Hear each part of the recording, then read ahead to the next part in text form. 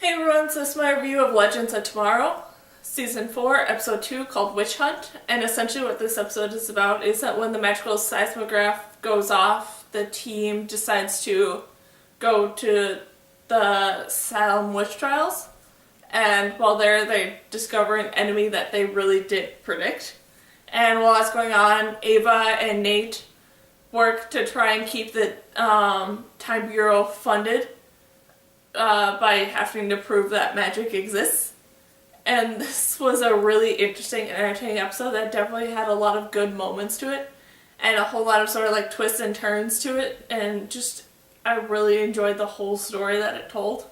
So everything with them being at the Salem witch trials was interesting, with who they introduced as like the main woman being accused and how that actually played into real history and stuff. I found really interesting. Which that also was a part that kind of bugged me with a lot of Zari's story around this episode, being her essentially changing a lot of what history has written down. And it never really goes into much detail about what problems that causes. Because what was supposed to happen is that Jane Hawthorne is supposed to be hung, and then all of Salem burns down. But Zari stepped in and ended up stopping that. And so what happened, and did Salem change or stuff like that, or did another woman get accused and time fixed itself? That was kind of something that bugged me. And then it also bugged me how they put a major emphasis in the beginning of the episode that they stopped burning witches and mostly just hung them and stuff, but then the court and the judge and stuff were pretty easily willing to just go back to burning people, and that just kind of bugged me too.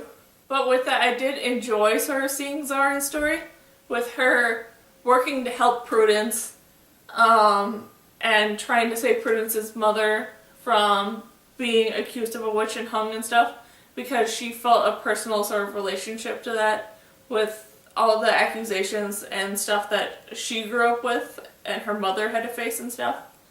So that was an interesting storyline there, and I definitely did enjoy how they chose to show that and sort of grew that and stuff, especially by the end of this episode where Sarah sort of stepped in to be a person that Zari could go and talk to. Then who the actual sort of like magical creature villain in this episode was interesting, with it being a fairy godmother that was there to help Prudence.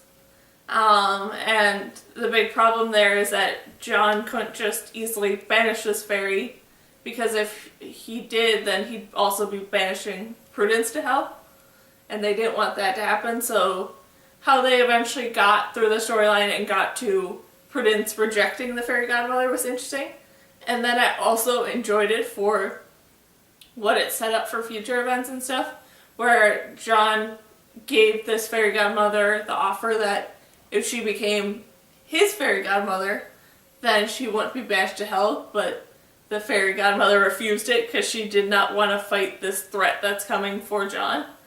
And that makes me even more excited to see what this big looming threat is. Then everything with Nate and Ava working to get funding and stuff was interesting, with Nate being there to help out since he wasn't on the mission with the rest of the team and stuff, and him having to finally face up against his father and show his father what he's been doing for the past several years and stuff. All that was interesting with how it played out and stuff.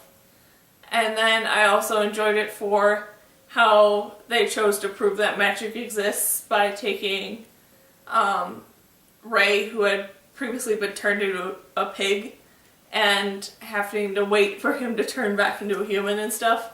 And that was just an interesting and fun way for them to bring magic into existence for a lot of people. And then with that, I'm very curious to see what they're going to do with Nate going forward, because I really hope that they don't take him off the team, because I really enjoyed him as a character. He was fun, and I loved his historical side and stuff, because it's very similar to how I act and stuff, so I really enjoyed him as a character. So I really hope that they do keep him on the Legends team, but it would also be interesting to kind of see him staying behind and working at the Time Bureau. So I'm very interested to see what they're going to do with him, but I hope he doesn't get kicked off the team. Or I guess choose to leave the team because he won't be kicked off.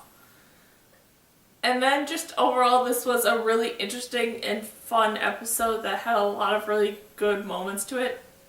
And I'm just really excited to see what they're going to do next. So yeah, that's my review of Legends of Tomorrow, Season 4, Episode 2, called Witch Hunt.